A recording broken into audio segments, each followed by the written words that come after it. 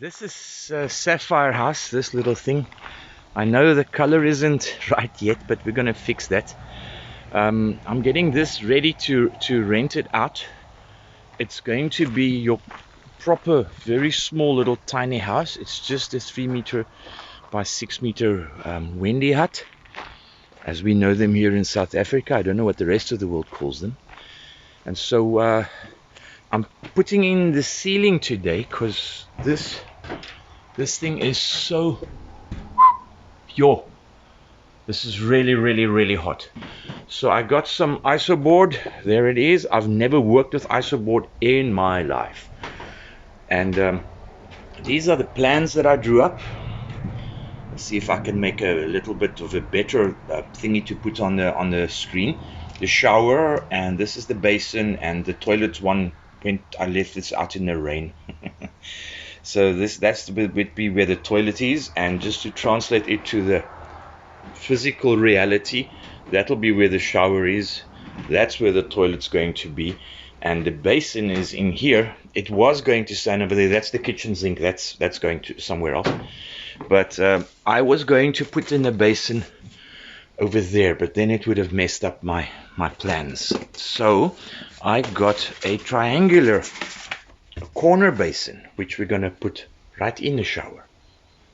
Yeah, so this is my first experience of a tiny house. It's not going to have a compost toilet. It's going to have just a normal flush toilet. And I am busy scavenging these marine ply boards from another building project a little couple of meters down that way. I'm going to be putting them all in here so that we can have a nice firm floor for whoever is living here. Right, so the iso board has now been brought in here. There's the whole 6 meter length of it. I just cut off the covering. I'm going to now cut it into shorter slices, and I'm thinking, just for no particular reason, it's just that it's easy to work here. It's one of the few spots that's totally open, and I'm just too lazy to do the right thing and remove all of this. But I'm thinking of just starting here and cutting it in sections that go across like that. I initially wanted to do it in one long piece going across, but that's going to be impractical, and the salesman advised me against it, and he said we should go in this direction. So I'm going to do that because the man obviously knows more about this than what I do. So first 92 centimeters, that's the length between there and there. That's my first cut. Wish me luck. Okay, well, first lesson learned, that both the sides of iso board are not exactly the same. This one is like textured with these lines, which I'm guessing is the part that needs to face the floor. At least that's how I'm going to put it in. It's got this sort of indented little slot on the one side and a little thingy on the other side to fit in with the next one. All right, so that was the first lesson learned. Second lesson, iso board is harder than normal foamolite, styrofoam. It's more tough to cut, but it comes out better. It gives you a better. I just cut this with a carpet knife, with a standing knife, box cutters, whatever you want to call it, your neck of the woods, and it came out really good. I'm very happy with that. Okay, so that was the second lesson. Third lesson is your house is almost never square. I mean, you would put this thing there. Oh, come on. And then take it there, and then you check, if I had to go there, like the way I should go, my wall isn't square. That affects the layout of everything up here. Okay. Let's see how I can solve this problem.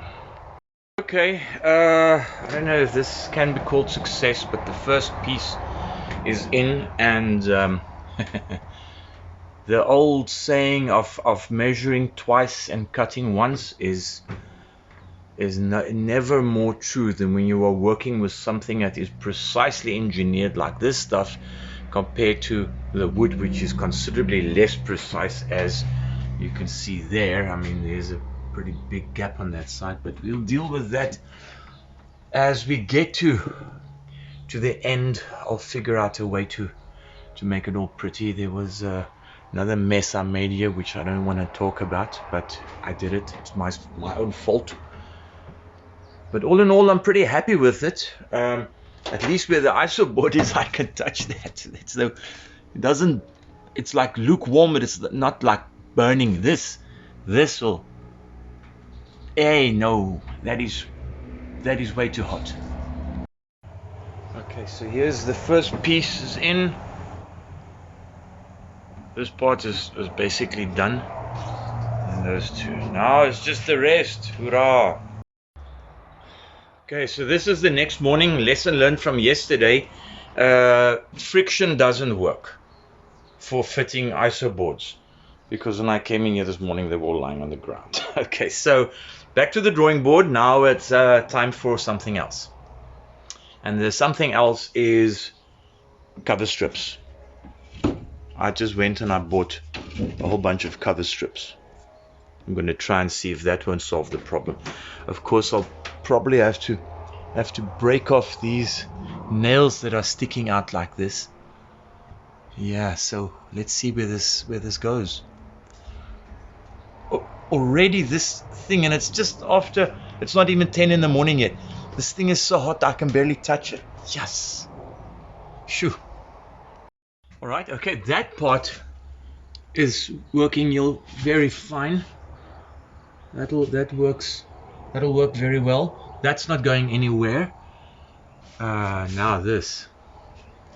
Here's an issue. I don't know exactly what I'm gonna do with this yet. Let me think it out. Okay, the first part is done.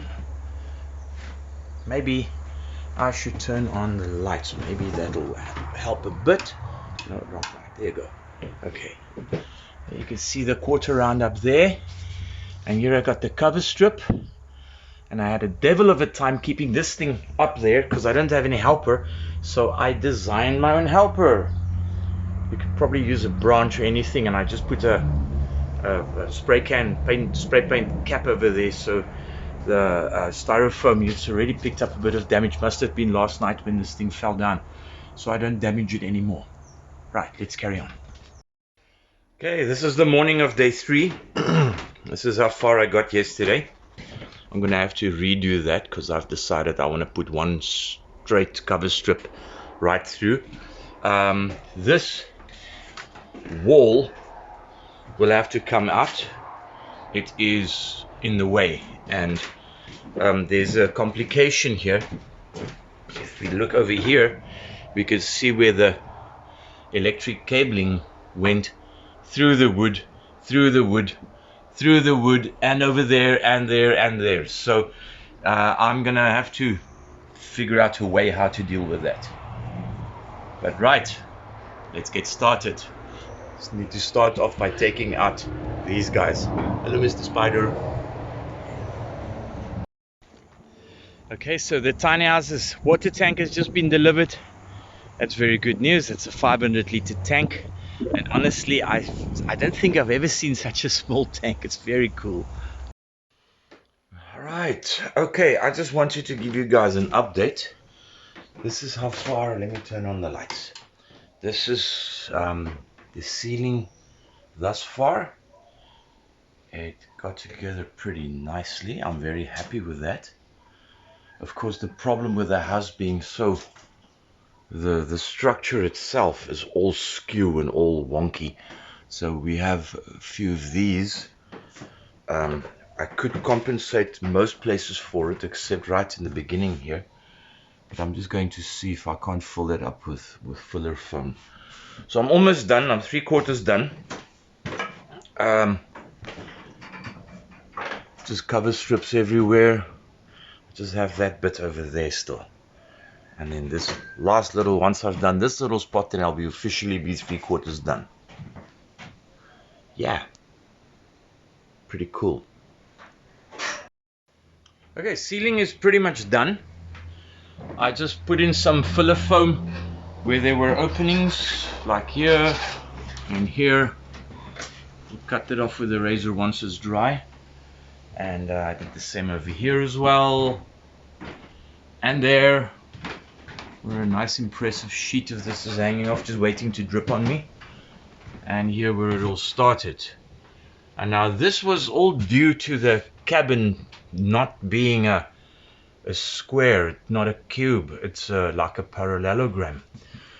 So yeah, so nothing nothing in this thing is square or plumb or anything. So I had some of the foam left, and I just filled a couple of the holes that where the wood was like weathered. Just filled those holes. We'll sort that out later on, also make it look all nice and pretty again. But right, I think I want to go have a cup of tea now. Ceiling is pretty much done. As you can see, I cut off the parts where it had dried. This is nice and level with that, so I'll just later on clean off these sticky parts here with a brush and then fill up the holes with some silicone and sort it out that way. That one was done. This one had, this one had just that little spot there, which will get the same treatment, and there and there and all the way down. These were the biggest openings starting there. They were that wide, all three of them. I just cut off those pieces, shoved it in here.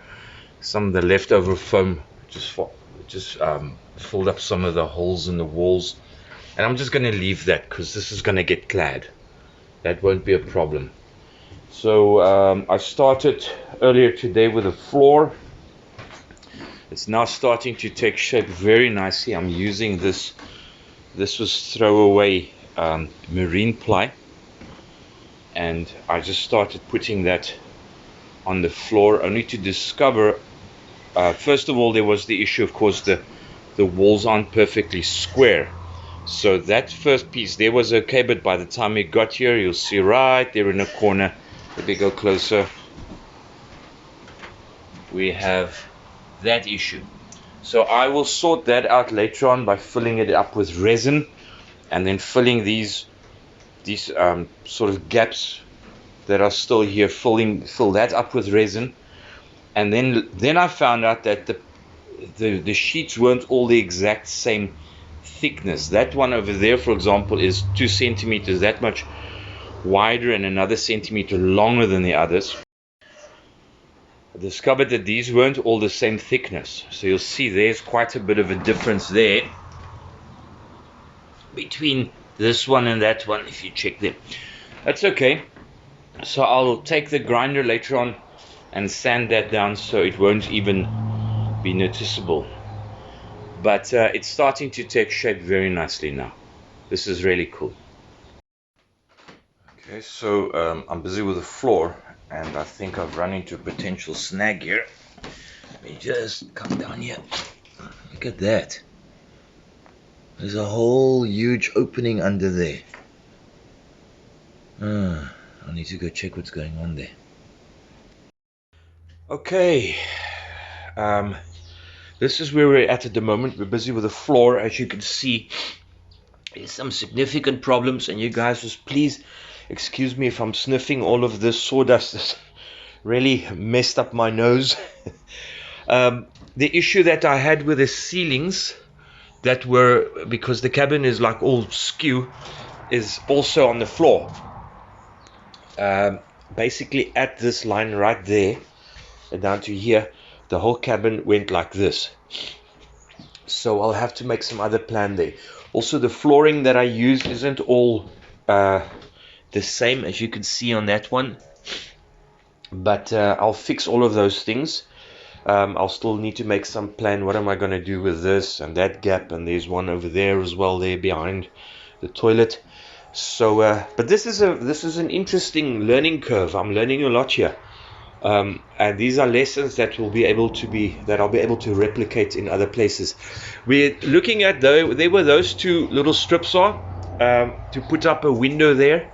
We have an old window that's lying around, pretty expensive, nice window, nicer than these little wooden frames, which we will in any case eventually have to replace. As you can see there, it's like going loose there, and here's an even better example. So these are the cheap ones that they come out with. So we'll be replacing that. This is going to be a nice aluminium frame window, but I'm running ahead of myself. First phase of the floor is done. I've got all the sheets in now, and this is great.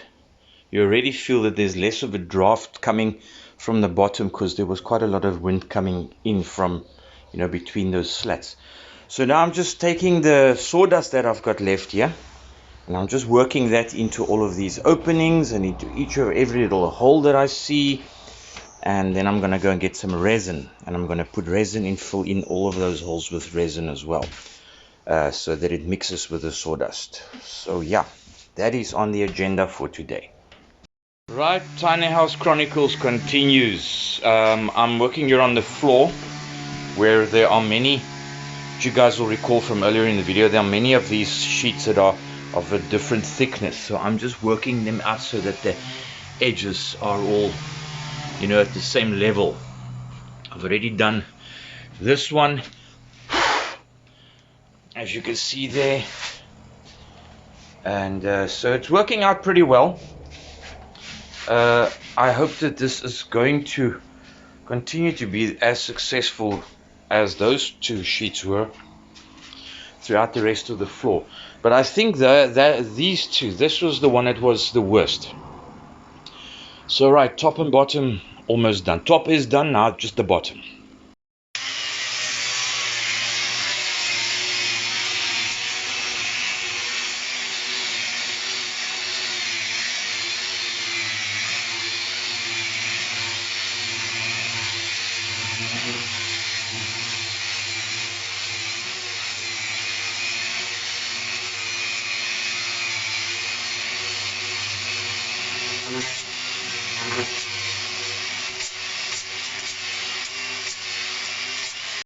So what you just witnessed there was Lo busy removing the plastic layer from the floor, and he refuses to wear this or wear this because he says he's already screwed.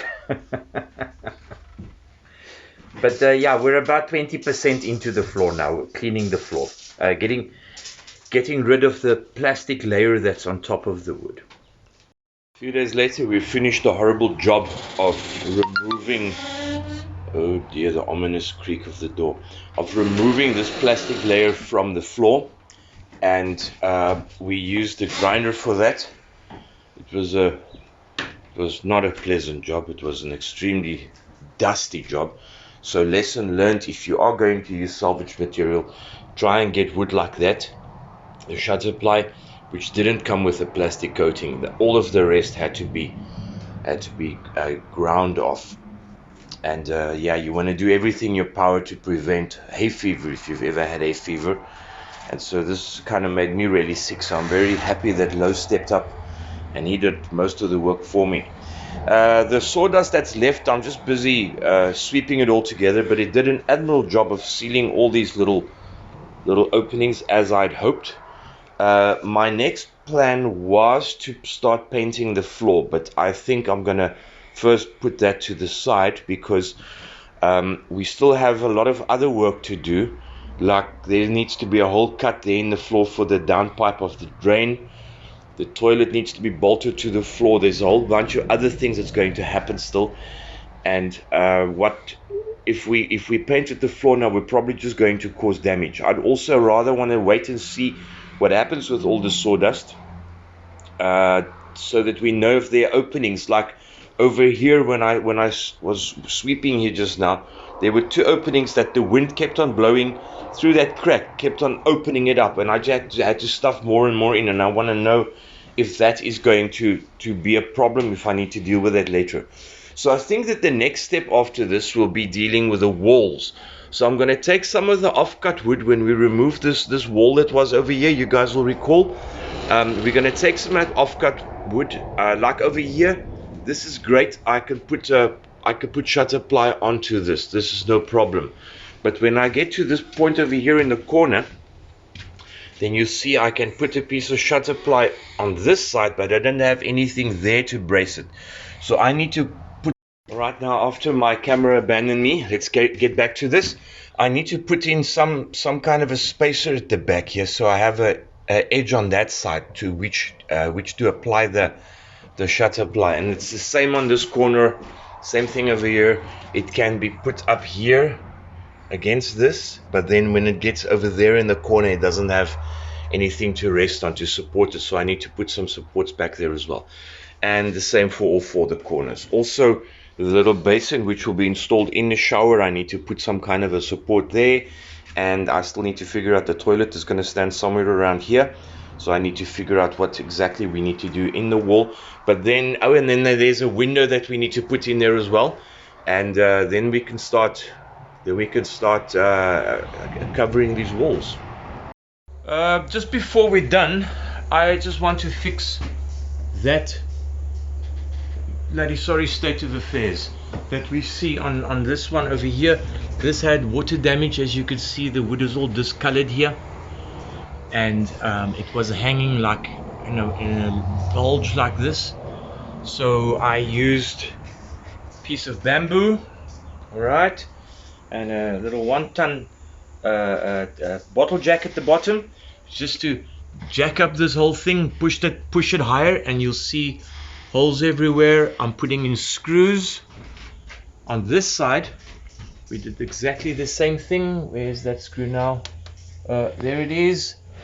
And on that side, let me just get around here, and on this side I just put it straight through like that, and of course on the other side did the same thing.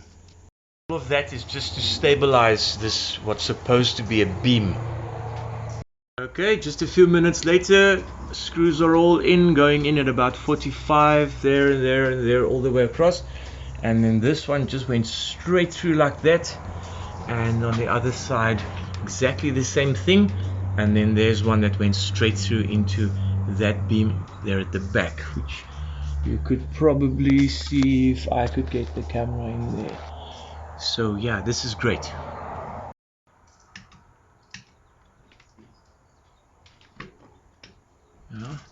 There you go, stop. There. Yes. Okay, you can release. There you go, beautiful. I also just want to point out our really high-tech sort of elevation system, so we could get to up there. We couldn't do this on the old floor. The old floor, the wooden floor that was in here previous, or that's still under this, wouldn't have been able to support any of this weight. So we first had to fix the floor before we could fix the roof, as so often happens in these cases. Finally, the end of this video. Roof is done. I'm very happy with the results of the roof, and I'm reasonably happy with the results of the floor. We can't finish the floor now because too much other work has to be done, as I mentioned earlier. We got the beam sorted out. We got the insulation. This is fantastic, and we can walk in the place without slipping on everything, because the sawdust on the plastic was just extremely slippery. Even the dog couldn't try to run in here yesterday, and it was quite hilarious seeing that. So I'll see you guys in part 2 of this video. Thanks for watching, and if you enjoyed this, remember to like and subscribe. Bye.